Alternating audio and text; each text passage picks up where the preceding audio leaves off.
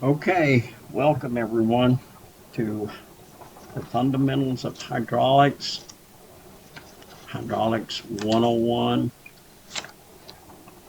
and the course syllabus. Let me get my mouse over here. My name's Scotty Gex. Some of you have had me in courses before, and some of you are new, a couple, maybe three. So getting in touch with me, as I'll go over again, is very important if you need something. So here's some ways to do that. In Canvas, you will see over on the left bar of your screen when you enter into the LMS for hydraulics or any other course, there will be an inbox, it's called. And if you click on that, you can write down what you want me to know, and it'll have a way to send it, and I'll get an email. And then the same goes for you. If I use the inbox, I need to tell you something, then I may use the inbox. If I do, you'll get an email and telling you what I want you to know. My phone number is a really good way to get in touch with me if you need something immediately. I do sleep at night, and be a little considerate, but I really like the phone call. If you're stuck, pick up the phone. If it's not midnight or something like that, I'll see if I can't get you unstuck over the phone. We'll go over this again, but time management is going to be the deal. If you can manage your time, you will be successful. If you have trouble with that, it's going to be an uphill climb. My regular office hours, which I am obliged to be at your disposal, are from 12 p.m. to 8 p.m., and I live in a Central Standard Time zone, so that's what we're going to use. A little bit about the course. Again, it's hydraulics. It's the spring of 2023, and we're going to start here pretty quick. As you can see, July 10, and it's going to end on September the 16th of this same year, hopefully. Meeting day and time online, it's all online. That's kind of not for us. The on campus location is your own campus right now. So we're all virtual here. Uh, we'll talk about this as we move along. I hope you have been told this, but uh, well, I'm going to wait and make sure that I don't confuse the issue. So we're going to use the Canvas Learning Management System. If I can do it, anybody can do it. Our course, Hydraulics, HYD 101, description is as follows. The course will begin with fundamental concepts, and that'll be in your textbook, which we'll get to in a minute here. Concepts of hydraulic systems and the terminology specific to those systems. The course explains Pascal. That guy, Blaise Pascal, was uh, uh, I can't remember the dates, but it was a long time ago. It just slipped my mind. But he was also a philosopher. He's the guy. He said that life comes at us at point blank range, and boy, was he right. But other than that, he was a mathematician, uh, as I said, philosopher, and he was interested in hydraulics. Uh, so his law covers common measurement units used in hydraulic system. We'll get a little bit more deeper into that here really early on, and I'll talk about that later. But he's the one that discovered, not discovered, but came up with or proved mathematically that the relationship between a, a fluid and an energy and how it can be multiplied. And by the way, there are two kinds of fluids that we will talk about, that being liquid and gas. And because I say that because uh, the it's like, my first thought is gas is not uh, liquid. No, it's not. But it is a fluid, because a fluid is any substance that will take the shape of its container, and when pressurized will exert the same energy on the walls of that container to keep it simple. Gas will do that too. The big difference, and you will hear this time and again, is that hydraulics, or let me say this, liquids are considered incompressible. You can't compress them. Gases you can. So I want to move on now. I'm already getting in a teaching mode here, and I'm supposed to be in an informative mode. But you'll be introduced to and learn the calculation used in determining adequate pressure, flow, and actuators to complete a well-designed hydraulic system. You know, uh, there's a little bit more to it than probably we're going to get to, but I promise you we will be touching base with all of these things that are considered in a hydraulic system. And it is a system, and one thing depends on the other, and you'll begin to see things like that. Some of you have been involved in hydraulics in the form of heavy equipment, uh, um, heavy equipment operations. Maybe you have a farm, you worked on tractors or a log splitter, all of that stuff. Your brakes in your car, that's part of a hydraulic system. So we'll continue on with an introduction to the components now, and their principles of operation. Of course, safety will be sprinkled throughout the course. There are a lot of safety considerations in this course. I have a little mental note here. We're going to start off. We're going to begin the course with a few theoretical illustrations that I gathered up, and they're behind some of the information that you're going to be reading in those chapters. And there's some kind of, when you read the chapter, there's a few blank thoughts, blank spots in there. And hopefully, by starting off with these theoretical laws and illustrations, that it'll help you as you read the information. It did me. I did a little. So, and they're going to look, when we first start looking at them, and that'll be pretty soon here, they're going to look a little intimidating. There's going to be a little math to it, but nothing more than like figuring area. And, it'll have like things like force, how you determine pressures. You divide the force by the area of the piston. Just a few things like that. And but no worries. I'm an expert at getting people through complicated situations because I'm not a very complicated guy myself. So the requirements, the schedule, materials, and technology. The textbook is an ebook, or you can buy your own hardcover. I understand you've been informed of how to go about that. If not, let me know. But the name of it is Fundamentals of Mobile Equipment, Fundamentals of Mobile Heavy Equipment. It's an ebook, and we will be concerned with chapters 22 and 23. That ISBN, I believe, is the accurate one for the ebook, and some of you may already have this.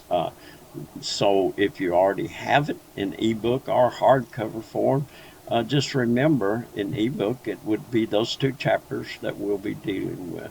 Next, I want to go over the grading procedures. This is like weighting grades, how much I place the importance. Quizzes, 15% of your grade is based on quizzes. How you do on tailgates, it's a big deal with me. Communication, written communication is essential. I assume you're in an AOS program. Maybe you were in a certificate program, but this is designed to prepare you for management. Hydraulic assignments, those will be essay tests, be reading assignments, and then we'll have a little essay test after that. And I put a lot of weight on those too. 25%, as you can see. The midterm, 15%. the final exam, 20%. Technology requirements, that's self-explanatory. I don't need to spend much time on that. Uh, the Canvas support, I'm not sure uh, if you need to go through all this, but here it is. If they can help you, but most of the time we can get it figured out if you let me know. And if I don't know, I'll find someone a little bit easy. But don't hesitate. Tell them you're using uh, Canvas and you got this issue. So the student orientation.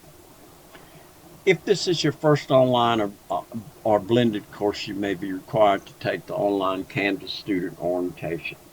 Uh, I don't know much about that. I think it's kind of like maybe they give it to you before you even enroll, because I think it takes a look at your IT fluency. Let's say how well you can navigate on the internet. But I believe you have to complete that before enrolling, and that's all administrators. Attendance is in my hula hoop. That's the things that I control. Uh, so it's on a weekly basis. We go by week. 1 week is a module. It's a little. It'll have a topic. Maybe we'll have time to see that here in just a second. Uh, More than a second, a little bit. So we begin on Mondays. Uh, I don't know. I'd say 12 a.m. That doesn't mean I'm going to be around at 1 o'clock in the morning, but it means that's just how we count a day. And then it goes to 11:59 p.m. And again, that's Central Standard Time. And it's worth noting this Sunday because every Sunday that'll be the end of a week or module, and that's when everything's due. Your assignments, your quizzes, your discussions.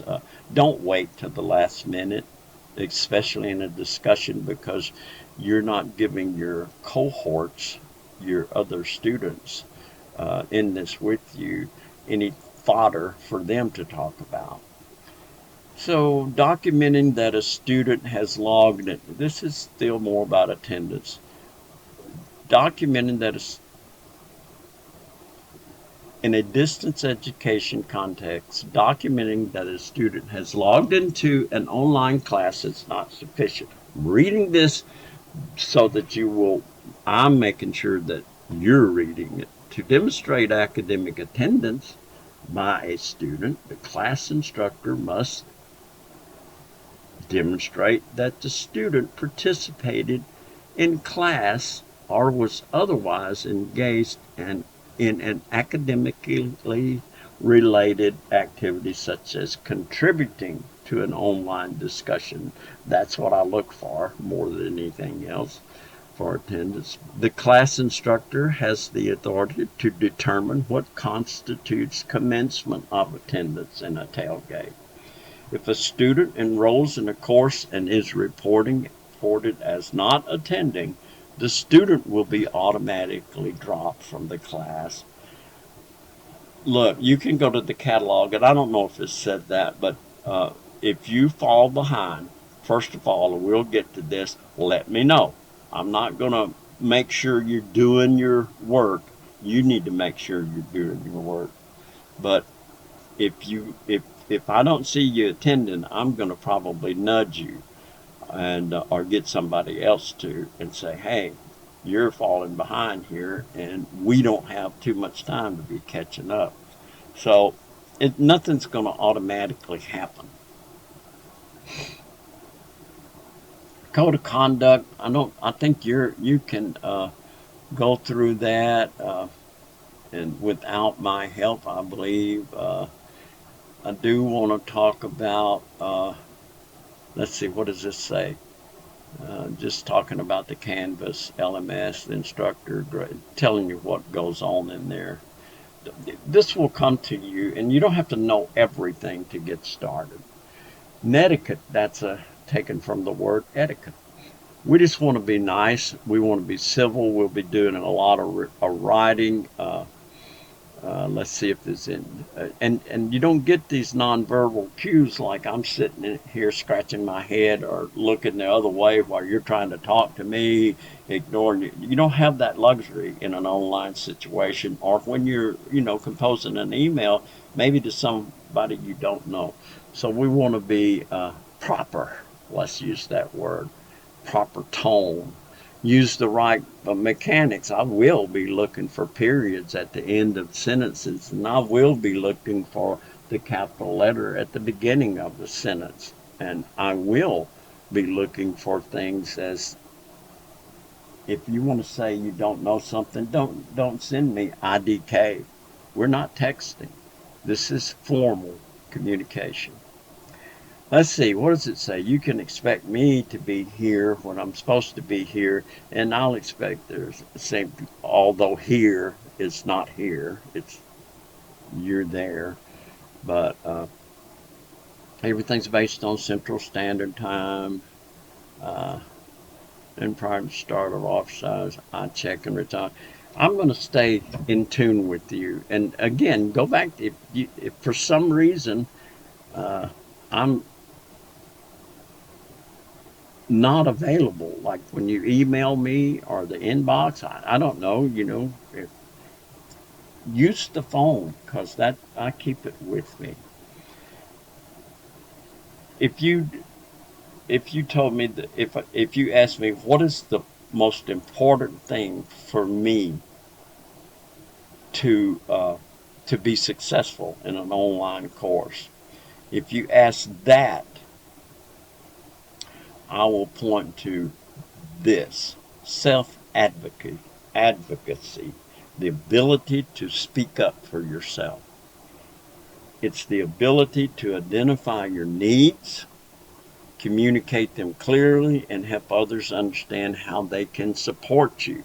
If you call me on the phone and say I'm stuck, you're going to have to give me a little bit more information than that. However, I will be grateful if you do call me and say I'm stuck, because I'll say, well, tell me about it. But our biggest issue in this program has been the lack of self advocacy. I don't know where it's coming from or why, but we've had so many people call after not participating in for 3 weeks in their call, and it's going to be almost impossible if you get 3 weeks behind to catch up. We have things like leave of absence, but just tell me. Uh, Tell me what, we'll figure out what's wrong. Maybe you don't know what's wrong. So here's how we handle testing. Makeup tests will not be accepted without prior notification. If something happens and you don't have time to tell me about it, you're in a car wreck, hopefully not, and you miss a day, you get behind. We're going to work with you. Going back up here, if you're having trouble and you don't let me know, there's nothing I can do for you until you do let me know. Makeup work, if you are behind, and let me know ahead of time, like you got something coming up, if possible. Your family is first. Your job is second, probably, in your life. And, what we're doing here may be third. All of it's really important. Maybe it's equally important. But you're going to have things come up with your family. You're going to maybe have to stay late for work. But just remember this: you are in control of that. I'm not. I can't. I don't know if you're working on your job or you're fishing, off fishing somewhere. But just just know that if something happens out of your control, I'm going to work with you. Acceptable behavior. You can go in your catalog. You know what? We're all grown-ups here. I got nothing to add. I think we're about at the end of this thing. This will take you to a grievance policy, and that's in an archive. I want you to know about it. You click on that, and you're going to see the procedure for grievance. Like if you got a problem with me, and if you do have a problem with me, tell me. See if we can't work it out. If we can't, you can go over my head and I'll tell you how to do it. But one way or another, we're going to get it resolved, and make sure that you're getting what you're paid for. I mean, you and I have a deal. You know, you're going to give my company so much money, and I'm going to teach you how to do some things, and I have a responsibility to you, just as even a customer, but you have a responsibility to yourself. This stuff will show up, but since it's showing up now, usually it doesn't show up until I put it in the module. I put these things in here, as you can see. Tailgate's already in the module. Uh, but here's the deal. Don't go by this. Don't trust this. Go to your Canvas, go to your course, and then to your modules. And whatever week we're in, click on that week. You know, assignments will show up even on the home page over to the right, but that's not what we're going by. If we're in the 8th week of this term, that's the module that you should be in. Let's see if right quick I can do. I may not. Is it here? Ooh, real quick before I shut this thing down. Here is what a module looks like, and you can see it's week 1, and you'll be doing this starting next week or whenever it is, the 10th. It has a weekly overview. It'll have this video, actually, and it says come here first, and I hope that's where I put the video. Here's an overview. Let's see if what I have in here, I think there it is. So each module is like a subject. Can I go back? Yes. Week 1 is introduction and overview. You know, week 2 we start getting into. No, this is a different. This is a different course. I put the wrong course up, but we can talk about the structure of a module. This is for you guys that are going to be in the erosion course, construction site settlement and erosion control.